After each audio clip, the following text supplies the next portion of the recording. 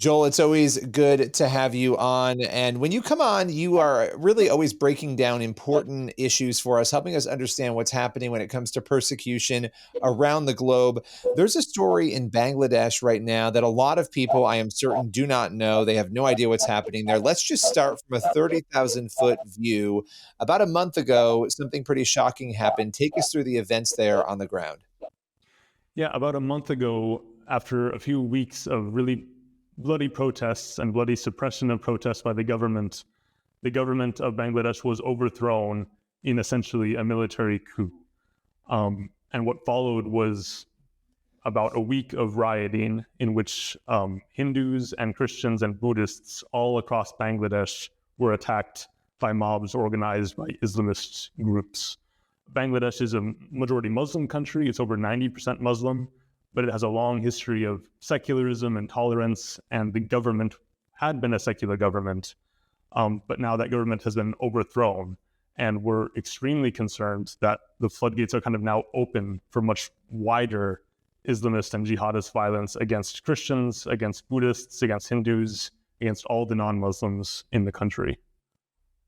Yeah, and I know that the Hindu groups, I think it's under 10% of the population, 8% of the population. Christians are less than half of a percentage point, I believe. Yeah, I may low. have that. So it's very low.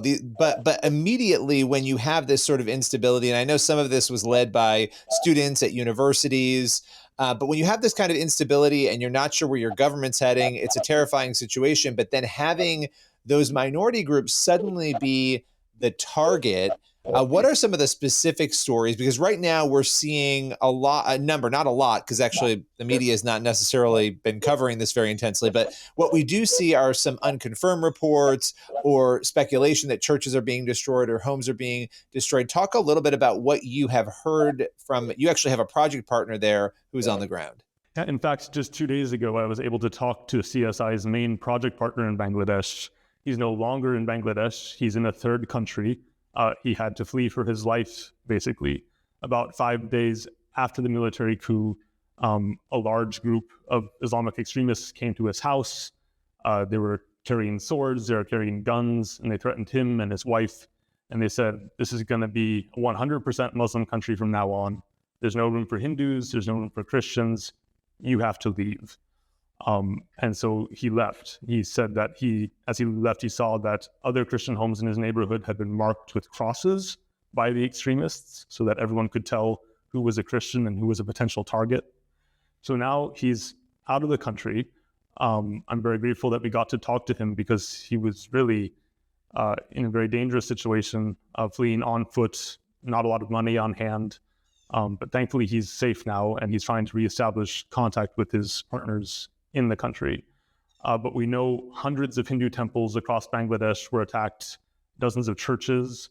In the region of Dhaka, the capital city of Bangladesh, all of the Christian schools have had to shut down because these extremists have been making threats, telling teachers they have to wear the hijab, the veil that women are required to wear in Islamic law. Even girl students, young girls were threatened, saying you have to wear the hijab. So it's an extremely worrisome atmosphere right now. What was his, spiritual and mental state after going through that? I mean, you described a situation where people show up with swords. They tell him you need to leave right now. And thank God they told him you need to leave instead of killing him right on the spot. But not a good situation, having to go through the jungle on foot to escape. What was his posture at this point, mentally and spiritually, from your vantage point? It's really interesting. He's a very strong man, and we've known him for a long time, and we've been working with him to help Christians in Bangladesh for a long time. And this is the first time we've really seen him be kind of shaken. He told us before the men came to his house, he'd actually seen people being attacked and killed in the streets of Dhaka. He said, I've seen things I can't ever forget. He told us, in that part of the world, there are lots of questions about migration and citizenship and who belongs where. So he's been used to using the word illegal immigrant a lot just in his daily life. And now he finds himself as an immigrant, as a refugee in another country, all of a sudden. But he was very grateful to God for his provisioning. He said there were a number of things that worked out just right. Like he had just enough money for a train ticket to a certain place once he got to the third country. He had just enough time to make a phone call, and the person on the other end answered, even though they were on the other side of the world at the time. So, yeah, I think he's very emotional. He's very grateful to be alive, and as full of energy and determination as ever to try to make Bangladesh a safe place for Christians. It's when it comes to persecution, and you've seen this again and again, it's really tragic to watch a situation where a country has fallen, the government has essentially fallen. You have a new government coming in. They are tasked with trying to figure out where things should go. But you have these groups of people. I mean, the dispute, and correct me if I'm wrong, seem to really be over payment and jobs and economic matters, right? But then you have these Islamist and extremist groups that come in and they recognize an opportunity, just like they said to him, this is going to be a non-Christian, it's going to be a Muslim country, you need to leave, that they see an opportunity to thwart that. What are your biggest fears right now, based on where things stand, in how these extremist groups could potentially try to take a type of power that makes it a Muslim country only? Yeah, that's exactly right, Billy, that it started off as a dispute over a certain number of jobs in the civil service were reserved for descendants of veterans of Bangladesh's independence war, which a lot of students felt was quite unfair. It actually was unfair. And the students were the ones who started the protest movement. But there are large Islamist organizations inside Bangladesh who are very well organized. One is called Hizb ut-Tahrir, another is called Jamaat Islami. And they held back at first, trying to see which way the protests would go. And as they saw the protests gaining momentum, then they told their followers, now is the time to go to the streets. Now is the time actually to attack the Prime Minister's palace, which is what happened, which is what triggered her flight to India.